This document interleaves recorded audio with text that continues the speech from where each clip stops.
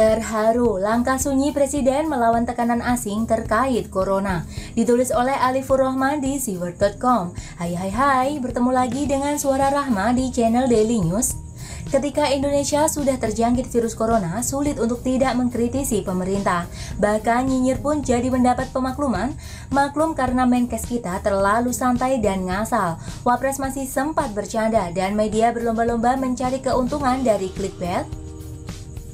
Puncak kekecewaan saya adalah saat Presiden dan Menkes mengumumkan kasus Corona untuk yang pertama kalinya. Info yang disampaikan ternyata salah, tidak sesuai dengan pengakuan pasien. Presiden bilang pasien 01 dan 02 tertular oleh WNI Jepang yang berkunjung ke rumahnya. Itu saja, sementara pengakuan pasien, mereka bertemu dengan WNI Jepang tersebut di klub dansa Paloma.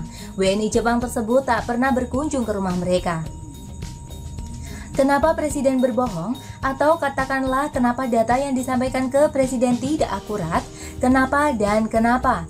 Saya sudah pernah menulis kekecewaan dan kritik keras soal info yang simpang siur tersebut.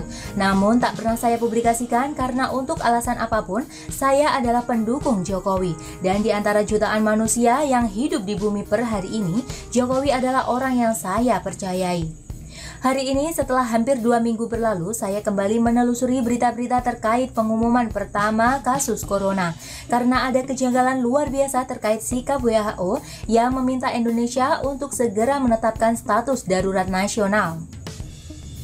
WHO ini siapa? Sekelas ormas kok berani-beraninya menekan negara?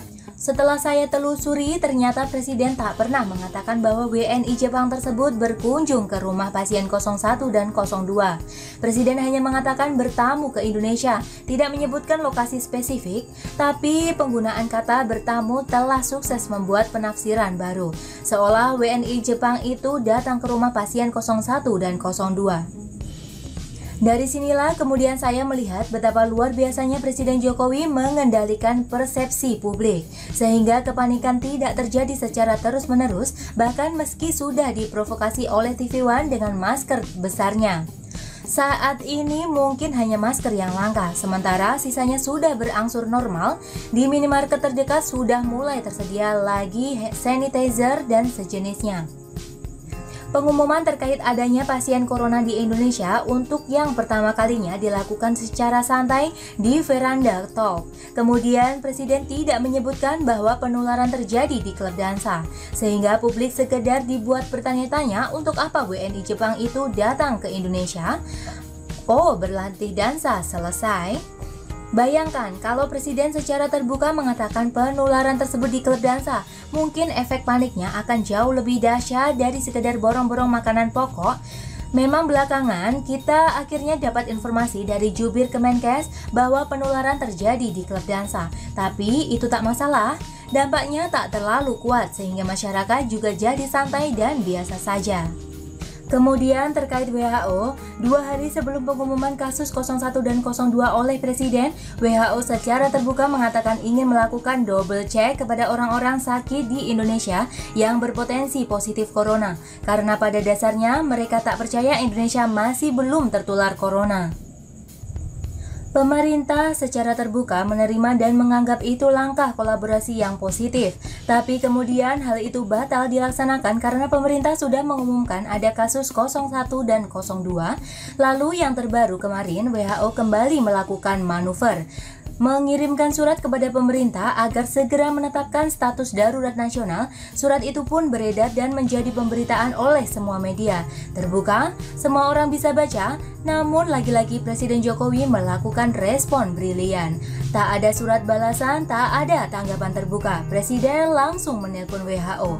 Tak ada yang tahu pasti apa saja yang dibicarakan Presiden dengan Dirjen WHO. Kabar adanya telepon pun belakangan kita ketahui dari pernyataan Tedros Adhanom di halaman sosial medianya, bukan dari Presiden atau stafnya. Sekali lagi, ini sangat brilian. Tedros Adhanom mungkin senang bukan kepalang karena ditelepon oleh Presiden dari negara besar, sehingga dia menuliskannya di akun media sosial. Sementara Presiden Jokowi dan pemerintah otomatis keluar dari tekanan saran WHO yang menginginkan Indonesia berstatus darurat nasional. Satu lagi, masalah selesai tanpa konflik berkepanjangan. Sekarang WHO terpaksa setuju dan bahkan Indonesia punya kemampuan dan itu tak bisa dipertanyakan lagi. Sampai di titik ini saya terharu. Begitu kuat mental presiden kita itu, dihina, dicaci, diragukan dan seterusnya, bahkan langkahnya tak dipahami oleh banyak kalangan. Jangankan media dan relawan, bahkan staf-staf terdekat presiden pun bungkam. Tak ada yang mampu menjelaskan bahwa presiden telah melakukan segalanya secara maksimal dan yang terbaik untuk bangsa ini. Di tengah tekanan asing yang datang bertubi-tubi, dari kecurigaan sampai tuntutan transparansi, Presiden Jokowi bertahan dengan sekuat tenaga melindungi negeri ini. Indonesia bukan Singapura yang wilayahnya hanya seupil dan dapat melakukan pemeriksaan ketat di seluruh titik masuk. Indonesia juga bukan Cina yang bisa otoriter mengisolasi satu pulau atau membuat rumah sakit khusus dalam seminggu. Indonesia juga bukan Inggris yang bisa menjelaskan bahwa kapasitas rumah sakit terbatas dan tidak bisa menampung semua orang yang sakit flu sehingga dianjurkan untuk istirahat di rumah masing-masing. Indonesia juga bukan Italia yang sejak awal muncul kasus corona di Wuhan, pemerintah Italia memeriksa semua orang yang sakit flu dan batuk. Negara kita unik dan berbeda. Jangan hanya karena negara lain melakukan A, kita lantas harus mengikutinya. Jangan karena Trump sudah mengumumkan Amerika sebagai negara darurat corona, lalu kita mau melakukan hal yang sama.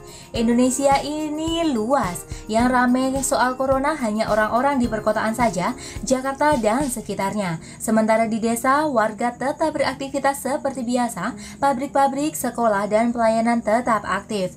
Kalau sampai meniru Amerika dengan mengumumkan darurat nasional atau meniru Italia yang menghimbau semua warganya agar tak keluar rumah, bisa-bisa kondisi kita akan jauh lebih buruk dari ini. Presiden Jokowi dengan lapang dada membiarkan dirinya dituduh, dikritik, dan dicaci.